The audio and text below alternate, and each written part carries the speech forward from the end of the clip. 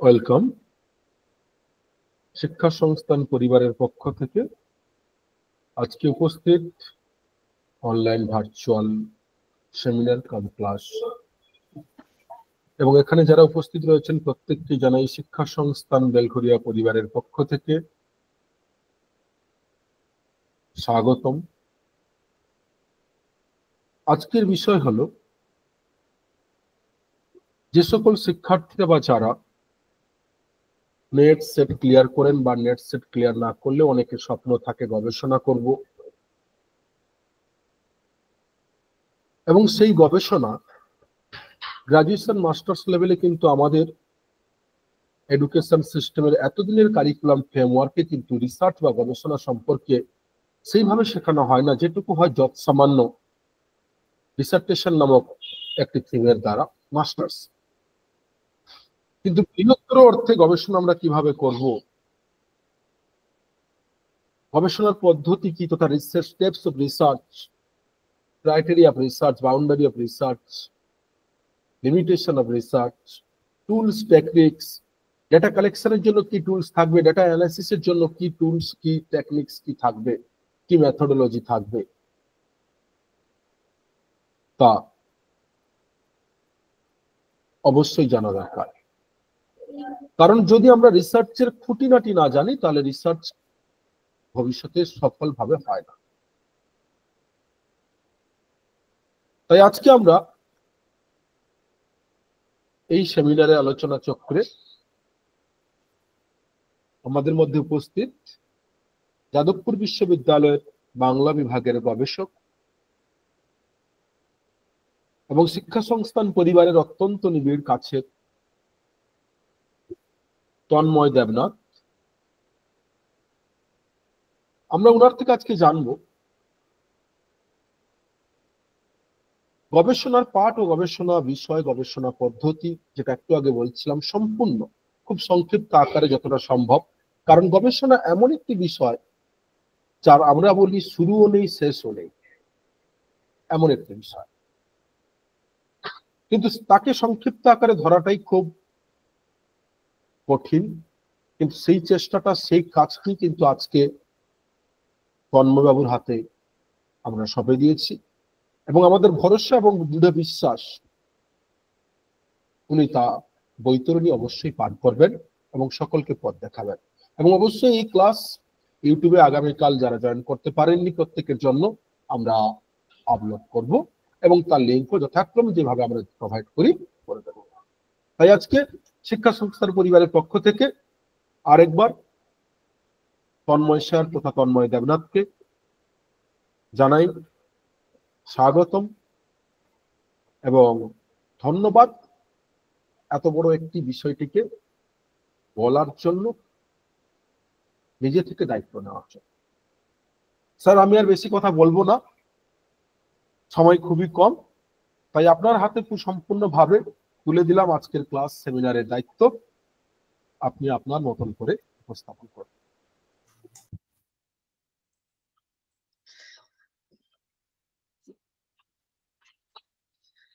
সকলকে নমস্কার। আজকে শিক্ষা সংস্থানের পক্ষ থেকে আমাকে বলা হয়েছে কিছু বিষয়ে কথা বলার জন্য, এবং বিষয়টা খুবই অদ্ভুত আমার জন্য আপাতত। আরো লোকজন নিশ্চয়ই আসবেন সময়ের সঙ্গে সঙ্গে। যাই হোক, আমরা শুরু করি। বিষয়টা অদ্ভুত এই কারণে যে গবেষণা কিভাবে করব, কিভাবে করা দরকার, কিভাবে করা উচিত, ইত্যাদি ইত্যাদি বিষয়ে সত্যি বলতে বলার ক্ষমতা আমার নেই। এবং গবেষণা নিয়ে কি কি ভাবনা চিন্তা হতে পারে, কি কি পথে এগোনো যেতে পারে, এবং শুরুতেই আমি সবাইকে একটা বিষয়ে সতর্ক করতে চাই, সচেতন করতে চাই আমার পক্ষ থেকে। সেটি হচ্ছে আজকের এই আলোচনার মাধ্যমে আমি এমনটা কোনোভাবেই দাবি করছি না যে আমার চিন্তা ভাবনা, আমার আলোচনা এটাকে অক্ষরে অক্ষরে পালন করলে পিএইচডি পাওয়া যাবে, বা পিএইচডি পাওয়ার সঙ্গে এর সঙ্গে কোন রকম সম্পর্ক আছে, একদমই নেই। পিএইচডি পাওয়া সম্পূর্ণ আলাদা একটা ব্যাপার। সেখানে কোনো কিছু বলার ক্ষমতা কিচ্ছু নেই আমার। আমি শুধু আজকের যেটা বলতে পারি বা বলতে চাই সেটা হচ্ছে গিয়ে, আমরা এতদিন ধরে যে লেখাপড়া করে এসেছি, বিশেষ করে বাংলা সাহিত্য সম্পর্কে যা পড়ে এসেছি বা যা পড়ছি, কিন্তু একটা গবেষণা করতে গিয়ে, সেটা পিএইচডি করতে পারি কিংবা কোনো একটা আর্টিকেল লিখতে পারি বা কোন একটা বইয়ের কাজ করতে পারি বা যা খুশি হতে পারে, শুধুই যে পিএইচডি হতে হবে এমনটা নয় কিন্তু। হ্যাঁ, ফলে সেখানে আমরা কিভাবে বিষয়গুলোকে অ্যাড্রেস করব, কিভাবে বুঝবো, এই আলোচনাটা, এই কথাটা কেন প্রয়োজন হলো? এই প্রয়োজনে একটা বিশেষ কারণ আছে, সেটা আমার মনে হয়। সে কারণটা এইরকম, তাকে যদি আমরা সাজাই বা বলি, সেটা হচ্ছে আমাদের যে লেখাপড়ার যে ধরন, যে পদ্ধতি, আমরা স্কুল, কলেজ, ইউনিভার্সিটি, মানে বিশ্ববিদ্যালয়ে যেভাবে লেখাপড়া করেছি বা এখনো কেউ কেউ করে থাকি যেভাবে, তার একটা নির্দিষ্ট একটা প্যাটার্ন আছে, একটা ধরন আছে। সেই প্যাটার্নটা কেমন? এই প্যাটার্নটা আমি বলবো সেটা হচ্ছে যে আহ মাধ্যমিক, উচ্চ মাধ্যমিক লেভেলে যখন আমরা পড়তাম তখন থেকে এটা আমাদের মাথায় গুঁজে দেওয়া আছে। সেটা কেমন? যে সাহিত্যের ইতিহাস হোক, কোনো টেক্সট, পার্টিকুলার কোনো টেক্সটের আলোচনা হোক, সেটা যখন আমরা পরীক্ষার খাতায় লিখতে যাই, কখনো পড়তে যাই, বা টিউশনের নোটস যখন পড়ি, তখন একটা জিনিস আমরা খেয়াল করবো যে সেখানে একটাই জিনিস থাকে, যে বিষয়ই হোক, ইতিহাসের ক্ষেত্রে হোক, যে কোনো সাবজেক্টের ক্ষেত্রে একটা জিনিস থাকে, সেটা হচ্ছে যে একটা বিষয় নির্বাচন করা থাকে, একটা প্রশ্ন থাকে। যে প্রশ্নটা অবশ্য পরীক্ষা কেন্দ্রিক প্রশ্ন। আমি যে প্রশ্নের কথা আমার আলোচনার মধ্যে তুলবো সেটা হচ্ছে রিসার্চ কোশ্চেন। রিসার্চ কোশ্চেন সেখানে থাকে না, সেটা পরীক্ষা কেন্দ্রিক একটা প্রশ্ন থাকে, এবং সেই প্রশ্নের একটা ধারাবাহিক উত্তর থাকে। আর এখানেই হচ্ছে আমাদের সমস্যা। এই সমস্যাটা পরীক্ষা পাশ করা পর্যন্ত কিন্তু থাকে না। পরীক্ষা পাশ করে যাওয়ার পর আমরা যখন গবেষণা নিয়ে ভাবি, গবেষণা নিয়ে চিন্তা করি, যখন কোনো পত্রিকাতে লেখার কথা ভাবি, তখন হয় সমস্যা। সেই সমস্যাটা এইরকম, সেটা হচ্ছে আমরা যা লিখি, যা পড়ি, যা ভাবি, সেটা সব সময় একটা ধারাবাহিকতা মেনটেন করে। আচ্ছা, অমুক একটা কবিতা, সেখানে কবির এই এই প্রকৃতি চেতনা তৈরি হয়েছে, কবির এই এই সমাজ চেতনা তৈরি হয়েছে, কবি এইভাবে তার নারী চেতনাকে তৈরি করেছেন, তার নিম্নবর্গের চেতনাকে এইভাবে তুলে ধরেছেন, ইত্যাদি ইত্যাদি। কিন্তু প্রশ্ন হলো এখানে, একজন প্রকৃত গবেষকের চোখ, দৃষ্টি, ভিশন হলো এখানে যে কবিতা, উপন্যাস, ছোট গল্প,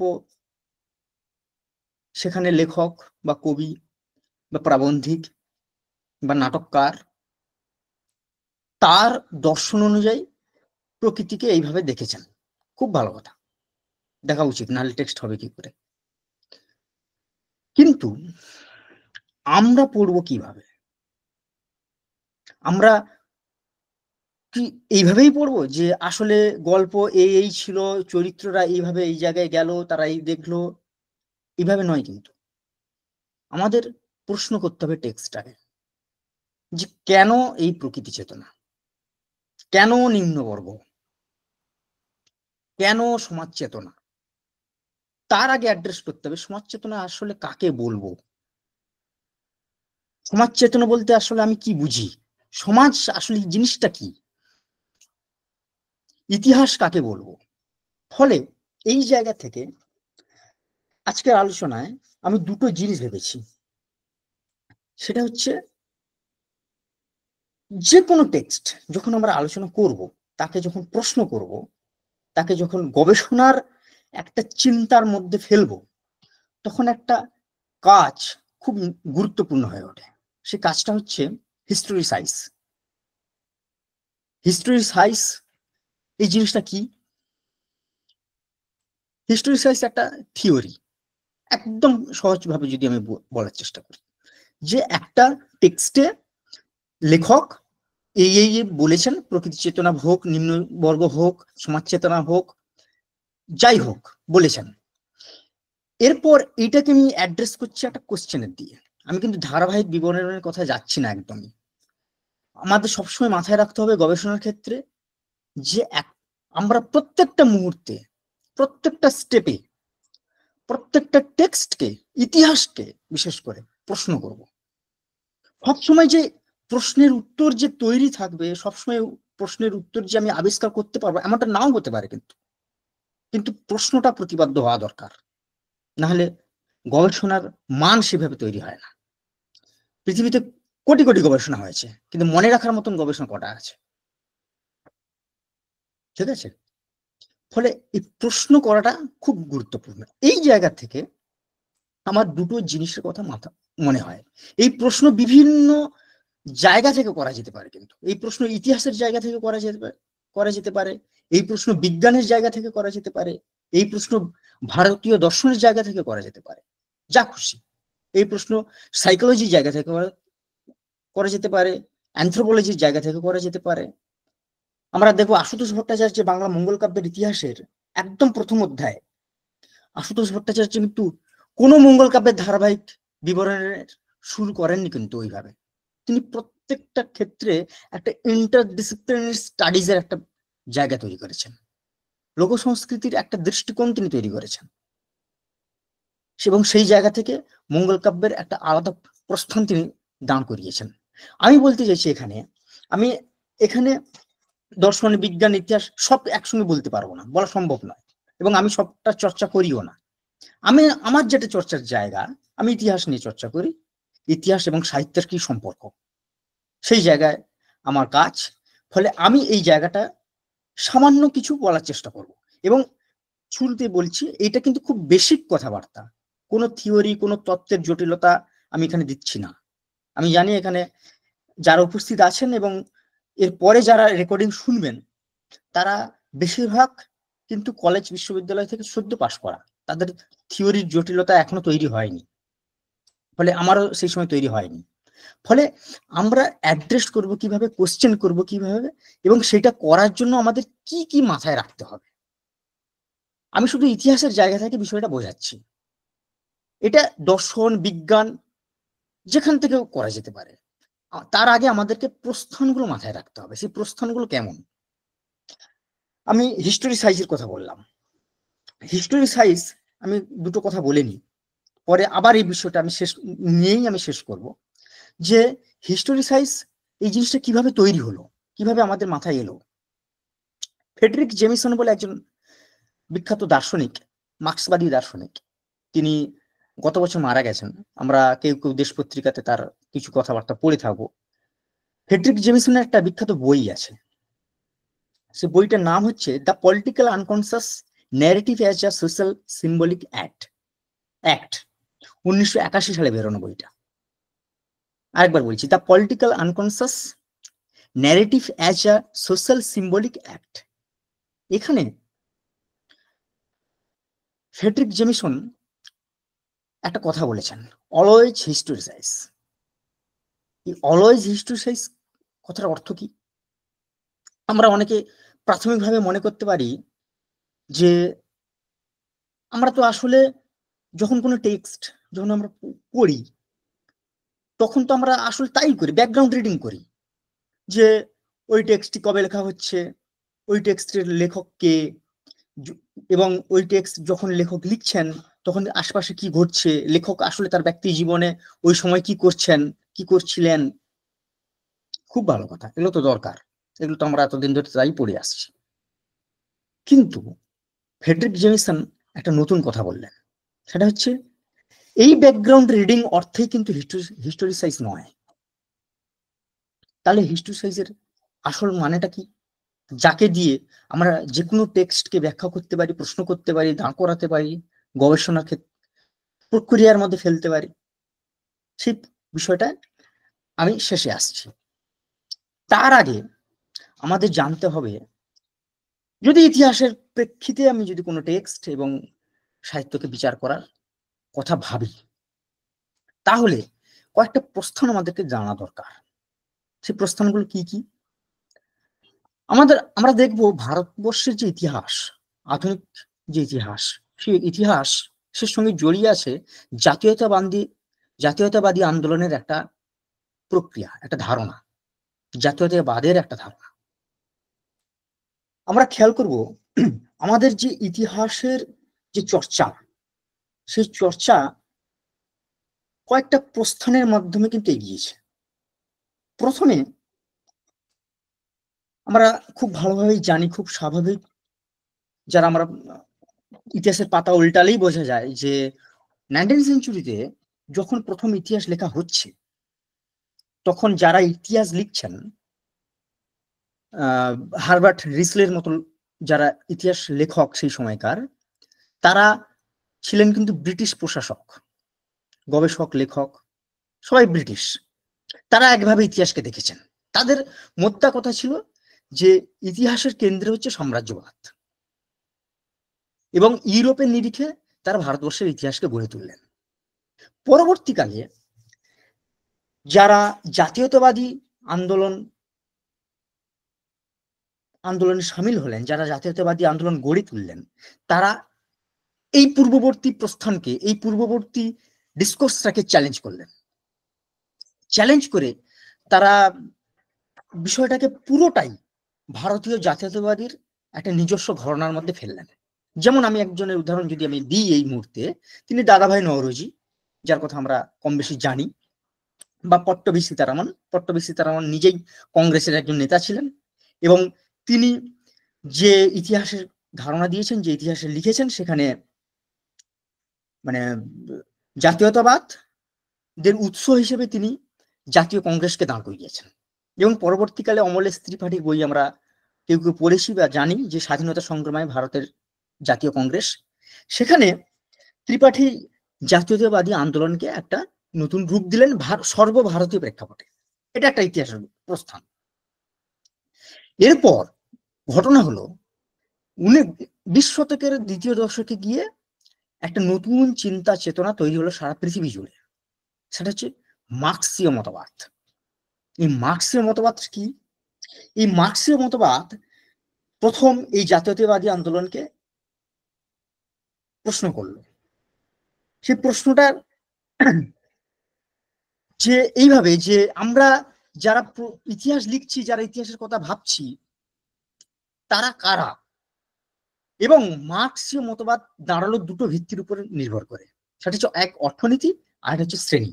ফলে আমরা খেয়াল করব এই যে ইতিহাসের প্রস্থানটা কিভাবে এগোচ্ছে, এবং তারপরে নিম্নবর্গের কথা আসছে, নিম্নবর্গের স্কুল তৈরি হচ্ছে, রণজিৎ গুহরা নিম্নবর্গের স্কুল তৈরি করছেন, এবং তারা খুব মানে মানে যুক্তিপূর্ণভাবে পুরো বিষয়টাকে প্রশ্ন করছে এইভাবে, যে যারা জাতীয়তাবাদের বা ইতিহাস চর্চা করছিলেন এতদিন ধরে, তারা আসলে সমাজের উচ্চ বর্গের মানুষ। তাহলে সেই ইতিহাসে নিম্নবর্গের স্থান কোথায়? ফলে নিম্নবর্গের নিজস্ব চিন্তা ভাবনা স্বতন্ত্র রয়েছে, তাদের স্বতন্ত্র চিন্তা ভাবনা রয়েছে, এবং তারা রাজনৈতিক চেতনার দিক থেকে উচ্চবর্গের থেকে স্বতন্ত্র। নিম্নবর্গের স্কুল যারা রণজিৎ গুহের অনুসারী, তারা এই মোদ্দা কথা তৈরি করলেন। আমার প্রশ্ন হচ্ছে, এই তো ইতিহাসের একটা ধারা, এই ইতিহাসের ধারাকে যদি আমরা মাথায় রাখি, তাহলে কোন টেক্সট যখন আমরা পড়ব, তাহলে সেই এই ইতিহাসের প্রস্থানগুলোকে মাথায় রেখে আমরা কিভাবে প্রশ্ন করব। খেয়াল করব, ধরো বঙ্কিমচন্দ্রের বঙ্গদেশের কৃষক আমরা কথা বলছি। এই বঙ্গদেশের কৃষককে এই প্রত্যেকটা ইতিহাস প্রস্থানের জায়গা থেকে কিন্তু পড়া যেতে পারে। কেমন? কিভাবে? আমরা খেয়াল করব যে কেমব্রিজ ঘরানার যারা স্কলার ছিলেন তারা ইতিহাসকে একভাবে দেখেছেন। সেই ইতিহাস যে ব্যাখ্যা তারা বিভিন্ন ঐতিহাসিক বিভিন্ন মানে ভারতের যে বিভিন্ন নথিপত্র, সরকারি বিভিন্ন গভর্নমেন্ট কিছু পুঁথি, কিছু আর্কাইভাল তারা ঘেঁটে ইতিহাসকে নতুন ভাবে তৈরি করলেন এবং সেই জায়গা থেকে তারা দাঁড় করালেন যে আগামী 200 বছর ধরে ব্রিটিশদের যে সাম্রাজ্য, সেই সাম্রাজ্যের ভিত কিভাবে তৈরি হয়েছিল, তারা সেখান থেকে নতুন একটা প্রস্থান তৈরি করলেন। তাহলে প্রশ্ন হচ্ছে, এই সাম্রাজ্যবাদ, জাতীয়তাবাদ, শ্রেণী এবং অর্থনীতির ধারণা, নিম্নবর্গের ধারণা, এইভাবে স্কুলগুলো তৈরি হতে হতে হতে হতে যাচ্ছে।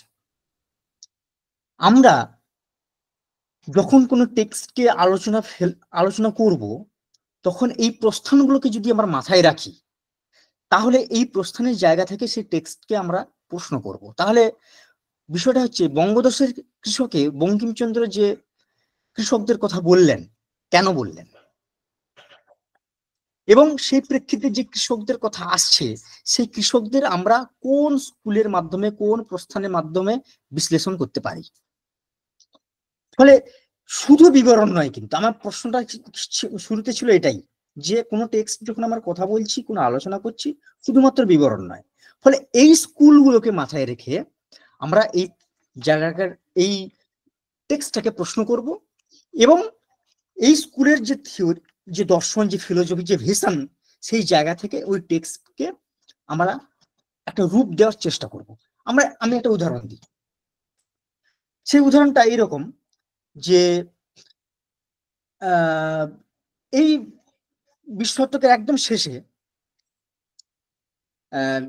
যখন নিম্নবর্গের চর্চা হচ্ছে, তখন দেখবে শাহিদ আমিন বলে একজন অধ্যাপক, শাহিদ আমিন, দিল্লি বিশ্ববিদ্যালয়ের ইতিহাসের অধ্যাপক, তিনি রণজিৎ গুহদের স্কুলের মানুষ। তিনি একটা নতুন কথা বলেছিলেন সেই নিম্নবর্গের চর্চার ক্ষেত্রে। তিনি এই জাতীয়তাবাদকে এবং এই জাতীয়তাবাদী কেন্দ্রিক যে টেক্সট গুলো, তাকে প্রশ্ন করতে গিয়ে তিনি হঠাৎ করে একটা কথা আবিষ্কার করলেন এবং তার প্রশ্নের মাধ্যমে একটা প্রস্থান তৈরি করলেন, যে গান্ধীজিকে আমরা যেভাবে রাজনৈতিক নেতা হিসেবে দেখি, সেই গান্ধীজি ধীরে ধীরে আধা সন্ত বা মহাত্ম হয়ে উঠলেন। এই যে কনসেপ্টটাকে, এই কনসেপ্টটাকে তিনি প্রশ্ন করলেন। এই প্রশ্ন করলেন কিভাবে? সেই এই পুরো জাতীয়তাবাদের ইতিহাস প্রস্থানটাকে তিনি দাঁড় করিয়ে সেই জায়গা থেকে তিনি এই গান্ধীজিকে অ্যাড্রেস করলেন, প্রশ্ন করলেন। আরেকটা, এবার যদি আমরা বাংলা সাহিত্যের দিকে আমরা চোখ ফেরাই, খুব অল্প সময়ের মধ্যে, মানে খুব অল্প সময়ের মধ্যে সবটা বিশ্লেষণ করে ব্যাখ্যা করে বলার সুযোগ আমার নেই। সেটা হচ্ছে, আমরা দুজনের নাম বলে এই বিষয়টাকে বুঝবো। সেটা হচ্ছে যে 1983 সালে একটা ইম্পর্টেন্ট একটা বই বেরিয়েছিল। বইটার লেখক হচ্ছেন বেনেডিক্ট অ্যান্ডারসন। বেনেডিক্ট অ্যান্ডারসনের এই বইটা আমি বলবো কারোর মানে সময় মতন একবার পড়তে। বইটার নাম হচ্ছে ইমেজিনড কমিউনিটিস। এই বইতে অ্যান্ডারসন একটা জিনিস তৈরি করলেন, একটা ধারণার জন্ম দিলেন। সেটা হচ্ছে, আমরা 19 শতকের যারা সাহিত্যের ইতিহাস পড়েছি বা ইতিহাসের বই পড়েছি, সেখানে খুব স্পষ্টভাবে একটা কথা লেখা থাকে যে 19 শতকের দ্বিতীয়ার্ধে গিয়ে নব্য হিন্দু আন্দোলনের একটা জোয়ার তৈরি হয়, পুনর্জাগরণবাদীর একটা ধারণা তৈরি হয় এবং সেখান থেকে হিন্দু জাতীয়তাবাদীর একটা ডিসকোর্স তৈরি হয়। তার নানান রকমের থিওরি আছে, নানান রকমের জায়গা আছে এবং সেই জায়গায় আমি দুটো কথা বলবো, সেই ভিত্তিতে কিভাবে আমাদের সাহিত্যের ইতিহাস তৈরি হয়েছে সেটা আমি বলছি। যে অ্যান্ডারসন এখানে একটা চমৎকার একটা কথা বললেন, চমৎকার কিনা আমি জানি না। তিনি বললেন যে এই 19 শতকের দ্বিতীয়ার্ধে যে জাতীয়তাবাদের ধারণা তৈরি হলো, সেটা আসলে মধ্যবিত্ত উচ্চশিক্ষিত মানুষের, বাঙালির একটা ইমাজিনেশন, একটা কল্পনা। এই জাতীয়তাবাদ হচ্ছে আসলে একটা কল্পনা। এই কথাটা হয়তো অ্যান্ডারসনের নাম দিয়ে বা তার বইয়ের নাম দিয়ে হয়তো আমরা পড়িনি, কিন্তু ইতিহাসের বইতে সরল ভাবে কিন্তু আমরা পড়েছি, অবশ্যই পড়েছি, প্রত্যেকটা বইতে লেখা আছে। মুশকিলটা হচ্ছে এখানে, পরবর্তীকালে পার্থ চট্টোপাধ্যায়, ইতিহাসবিদ পার্থ চট্টোপাধ্যায় অনেকেই আছেন, ইতিহাসবিদ পার্থ চট্টোপাধ্যায় তিনি এই বিষয়টাকে প্রশ্ন করলেন। কিভাবে? তিনি যে দুটো প্রস্থান তৈরি করলেন এই প্রশ্নের মাধ্যমে, সেই দুটো প্রস্থান কিন্তু আমরা এখন অনেকের লেখাপত্রে খুঁজে পাই, খবর কাগজ হোক, প্রবন্ধ হোক, বইপত্রে হোক। তারা হয়তো জানি না সেখানে তারা কোথা থেকে এই ধারণাগুলো পেয়েছে। মানে এই কথাটা এই কারণেই বলছি, তারা অ্যান্ডারসন কিংবা পার্থ চট্টোপাধ্যায় অনেক সময় নাম উল্লেখ করেন না। ফলে আমরা পড়তে গিয়ে এখানে হোঁচট খাই, আমরা ভাবি যে এই ধারণাটা হয়তো ওই প্রবন্ধকারের বা ওই লেখকের নিজস্ব। একদমই নয়, এটা কিন্তু একটা স্কুলিং, একটা তৈরি হওয়া প্রস্থান। হ্যাঁ, ফলে আমরা প্রথমে বললাম অ্যান্ডারসনের কথা, যিনি 19 শতকের যে বাংলা সাহিত্য, মানে বঙ্কিমের সাহিত্য উপন্যাস, তার প্রবন্ধ, বা রমেশচন্দ্র দত্তের বঙ্গবিজেতা, মহারাষ্ট্র জীবন প্রভাত, বা রাজপুত জীবন সন্ধ্যা ইত্যাদি গোছের যে জাতীয়তাবাদী যে উপন্যাসগুলো, সেই একটা জায়গা থেকে তিনি বললেন যে বাঙালির বা ভারতের জাতীয়তাবাদ হচ্ছে এটা ইমাজিনেশন। পার্থ চট্টোপাধ্যায় এখানে প্রশ্ন করলেন এটা শুধুমাত্র ইমাজিনেশন নয়। অ্যান্ডারসন তার যে মানে এই যে কল্পনার যে ধারণা দিলেন, সেই কল্পনার ধারণা কিন্তু পাশ্চাত্য কেন্দ্রিক, ইউরোপিয়ান, মানে সোজা কথা ইউরোসেন্ট্রিক। কিন্তু পার্থ চট্টোপাধ্যায় বললেন পাশ্চাত্যের এই কল্পনা কে যদি আমাদের স্বীকার করে নিতে হয়, তাহলে ভারতবর্ষের সমস্ত কিছুই তো তাহলে কল্পনা, জাতীয়তাবাদের ইতিহাসে যা কিছু আছে। কিন্তু তা নয়। জাতীয়তাবাদী ধ্যান ধারণা তৈরি হওয়ার পেছনে আমাদের দেশের মধ্যবিত্ত বা উচ্চবিত্তের যেমন ইউরোসেন্ট্রিক কথাবার্তার যেমন গুরুত্ব ছিল, তার দর্শনের যেমন গুরুত্ব তৈরি হয়েছিল, তার পাশাপাশি এদের নিজস্ব একটা চেতনার একটা জায়গা ছিল, যাকে তিনি বলছেন আধ্যাত্মিক জাতীয়তাবাদ। এই কথাটা হয়তো অনেক জায়গায় অনেকে পড়ে থাকবে, এটা কিন্তু পার্থ চট্টোপাধ্যায়ের বলা কথা। ফলে এই স্কুলটা আসলে তৈরি হয়ে গেছে। তাহলে আমরা তাহলে যে কোনো টেক্সটকে যখন পড়বো, সে বঙ্কিমচন্দ্র হতে পারে, রমেশচন্দ্র দত্ত হতে পারে, বা পরবর্তীকালের বা শরৎচন্দ্রের উপন্যাস হতে পারে। শরৎচন্দ্রের উপন্যাসে কিন্তু খুব সাংঘাতিক ভাবে সমাজ সংহতির ধারণা আছে, এবং এই সমাজ সংহতির ধারণা একে যদি আমরা প্রশ্ন করি, আমাদের কিন্তু 19 শতকের সেই জাতীয়তাবাদী ইতিহাস, সেই সমাজ সংহতির ডিসকোর্সটাকে মাথায় রাখতে হবে, তা না হলে কিন্তু আমরা প্রশ্ন করতে পারবো না। ফলে আমি বোঝাতে চাইছি এটাই, যে ধারাবাহিক ইতিহাস থেকে বেরিয়ে ইতিহাসের প্রস্থানগুলোকে মাথায় রেখে এবং সেই জায়গা থেকে প্রত্যেকটা টেক্সটকে, প্রত্যেকটা টপিককে প্রশ্ন করা দরকার। এবং এই প্রশ্নই হবে তোমার রিসার্চ কোশ্চেন, এবং এই কোশ্চেনের মাধ্যমে যা কিছু উঠে আসবে সেটাই হবে তোমার গবেষণার প্রতিপাদ্য। আমরা যদি প্রতিনিধি স্থানীয় কয়েকটা গবেষণা পত্রের নাম এই মুহূর্তে আমি যদি নিই, তার মধ্যে একটা গুরুত্বপূর্ণ বই হচ্ছে সম্বুদ্ধ চক্রবর্তীর লেখা অন্তরে অন্তরে। যেমন এই বইটা যদি কেউ খুঁটিয়ে দেখো, তাহলে বুঝতে পারবে যে 19 শতকে নারী আন্দোলন এবং নারী শিক্ষা, স্ত্রী শিক্ষার প্রেক্ষিতগুলো কিভাবে তৈরি হয়েছে, এবং তাকে কিভাবে প্রশ্ন করেছে সম্বুদ্ধ চক্রবর্তী। সম্বুদ্ধ চক্রবর্তী যাদবপুর বিশ্ববিদ্যালয়ের ইতিহাসের অধ্যাপক ছিলেন। ফলে এই অভিব্যক্তি, জাতীয়তা আন্দোলনের এই যে স্কুলগুলো কিভাবে, অভিব্যক্তিগুলো কি কি আমি একবার বলিনি।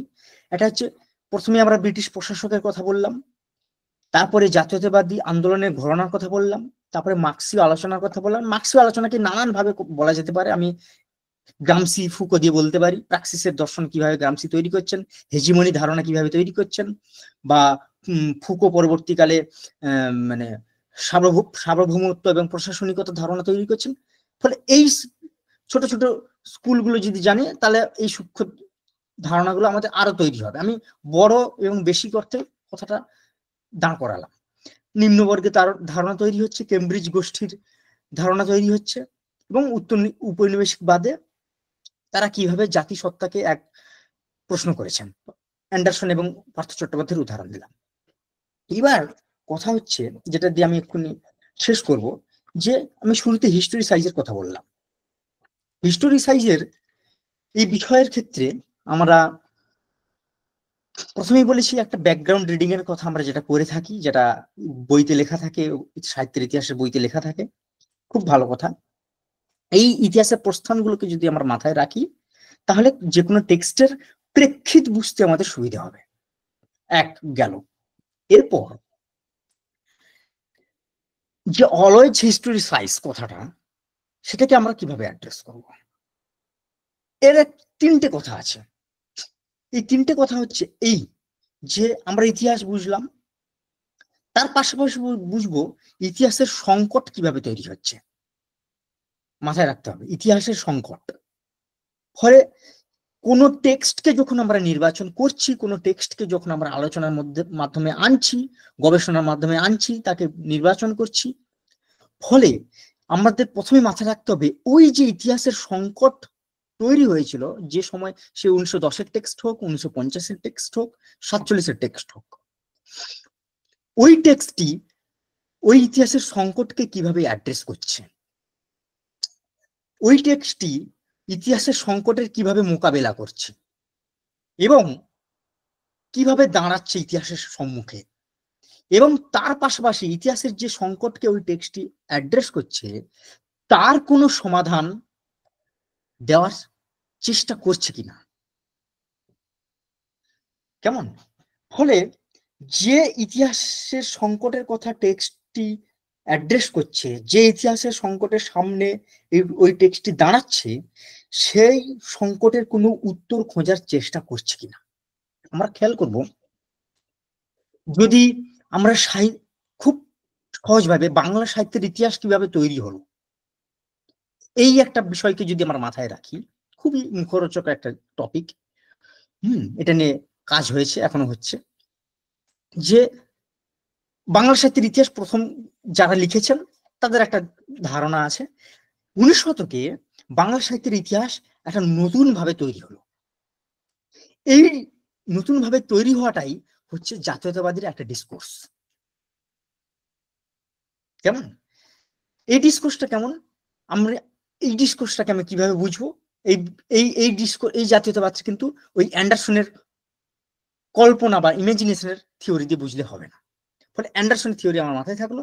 এরপর পার্থ চট্টোপাধ্যায় যে কথাটা বলছেন যে ইউরোসেন্ট্রিক মতবাদের পাশাপাশি এবং এদেশীয় মানুষের একটা নিজস্ব চিন্তা চেতনার একটা ঘটনা ছিল, ফলে ওই নিজস্ব চিন্তা চেতনার ঘটনা, ফলে তারা 19 শতকে আধুনিক কথাটা কিন্তু বহুভাবে ব্যবহার হয়েছে, মানে বহুভাবে নয়, বহুবার ব্যবহার হয়েছে। এবং আমরা এখন আধুনিক বলতে যা বুঝি, যে যুক্তির কথা, যে তর্কের কথা বুঝি, সেই আধুনিক 19 শতকে সেই আধুনিক শব্দের অর্থ হিসেবে, যে অর্থ হিসেবে আধুনিক শব্দটাকে ব্যবহার করা হতো, নবভারত বলো, নারায়ণ বলো, ইত্যাদি পত্রিকাতে, সেই আধুনিক কথাটা হচ্ছে এটাই, সেটা হচ্ছে ইউরোসেন্ট্রিক, অর্থাৎ যা কিছু ইউরোপের অনুকরণ তাই হচ্ছে আধুনিক। ফলে এর একটা প্রতি জবাব হিসেবে, একটা পাল্টা জবাব হিসেবে পুরনো বাংলা সাহিত্যের চর্চা শুরু হলো। এই একটা জায়গা, আর একটা হচ্ছে জাতিসত্তা নির্মাণের একটা জায়গা। ফলে এই ডিসকোর্সটাকে, এই চিন্তাটাকে যদি এইভাবে আমরা অ্যাড্রেস করি, তাহলে এই যে ইতিহাসের সংকট কিভাবে তৈরি হচ্ছে, অর্থাৎ বঙ্কিমচন্দ্রের আগে যারা ইতিহাস লিখছেন তারা যেভাবে সাম্রাজ্যবাদের কথা বলছেন, তাহলে এই অ্যাড্রেসটা, এই ঘটনাটা, এই স্কুলটা, এই সাহিত্যের ইতিহাস তৈরি হওয়ার এই প্যাটার্নটা কিভাবে প্রশ্ন করলো। আমি জানি না আমি বোঝাতে পেরেছি কিনা। ফলে এই জিনিসগুলোকে আমরা যদি মাথায় রাখি, এরপর এটাকে মানে বস্তুবাদ, ভাববাদী দর্শনের জায়গা থেকে প্রশ্ন করা যেতে পারে, এই জায়গাটাকে বিজ্ঞানের জায়গা থেকেও প্রশ্ন করা যেতে পারে। আমার আলোচনার মোদ্দা কথা হচ্ছে এটাই, যে আমরা কোনো ধারাবাহিক বিবরণ যেন না পড়ি, না লিখি, না ভাবি। ধারাবাহিক বিবরণ আমাদের মাথায় থাকবে এবং তার পাশাপাশি বিভিন্ন ডিসকোর্সের জায়গা থেকে আমরা সেই টপিককে, সেই মানে টেক্সটকে আমরা যেন প্রশ্ন করি। প্রশ্নটা খুব ইম্পর্টেন্ট। প্রশ্ন না থাকলে কখনো কোনো রিসার্চ দাঁড়াবেই না। এটা একদম বেসিক কথা, প্রশ্নটা খুব ইম্পর্টেন্ট। ফলে যে কোনো রিসার্চ প্রপোজাল যখন আমরা তৈরি করব, সেখানে প্রশ্ন যেন খুব মানে গুরুত্বপূর্ণ হয়। ফলে আমি কি প্রশ্ন করতে চাইছি, সেই প্রশ্নের মাধ্যমে তোমার লেখাপড়ার বোধ, তোমার চিন্তা চেতনা, তোমার মানে গবেষক মন এবং দৃষ্টি ভিশন সেটা কিন্তু তৈরি হবে। শুধু আমি একটা টপিক বাছলাম যে তারাশঙ্করের উপন্যাসে নিম্নবর্গ, আমি শুধু এটাই কাজ নয় যে উপন্যাসের গল্প এটাই, আর নিম্নবর্গ খেতে পায়নি, পেয়েছিল কি পায়নি, তারা কিভাবে উপার্জন করেছিল, তাদের এই এই জীবন কাহিনী তারাশঙ্কর বলেছেন।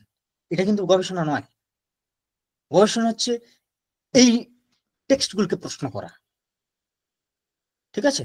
ফলে আমরা যেন প্রি ক্রিটিক্যাল কোনো ওয়েতে যেন না যাই। আমরা সচরাচর জীবনী সাহিত্য কেন্দ্রিক পড়াশোনার যে প্যাটার্ন আমাদের মধ্যে তৈরি হয়ে আছে, সেই প্যাটার্নের থেকে বেরিয়ে এসে আমরা যেন পুরো ইতিহাসটাকে, পুরো বিষয়টাকে প্রশ্ন করি। আমার পুরো মানে এই 30 মিনিট বা 40 মিনিটের যে আলোচনা, সেই আলোচনার মাধ্যমে আমি আসলে এই জায়গাটাকে, এই একটি জিনিসটাকেই বোঝাতে চাইছি যে প্রশ্ন করো সবাই। প্রশ্ন তৈরি না হলে গবেষণা তো হবেই না, মানে দাঁড়াবেই না কোনো কিছু। ধারাবাহিক ইতিহাস থেকে বেরিয়ে প্রশ্ন করো, কেমন? এইটুকুই বলার, আর কিছু বিশেষ কিছু মানে নেই।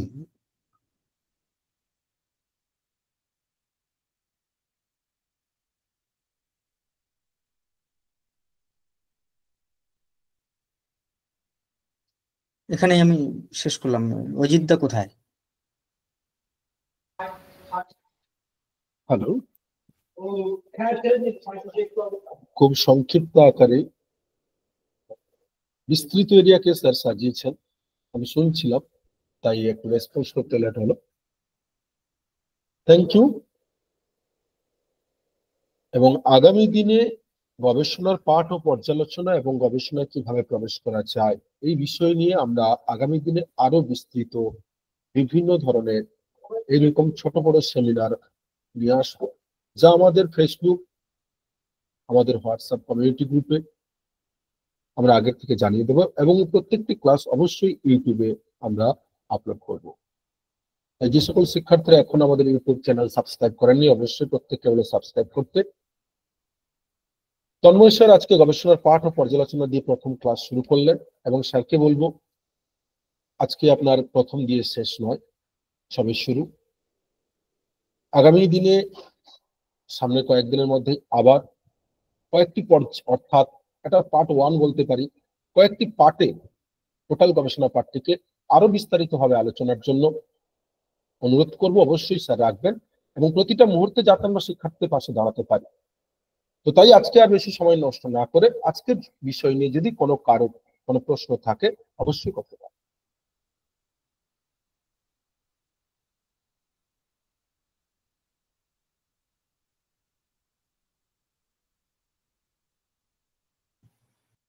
ঠিক আছে, আমরা এখানে শেষ করতে পারি। হ্যাঁ, কারো প্রশ্ন নেই, তার মানে আজকে আমরা এখানে শেষ করলাম। ধন্যবাদ সকলকে। আবার আগামী সময়, আগামী দিনে কোনো এক জায়গায়, কোনো এক ক্ষেত্রে, কোনো এক সময় দেখা হবে। Thank you sir.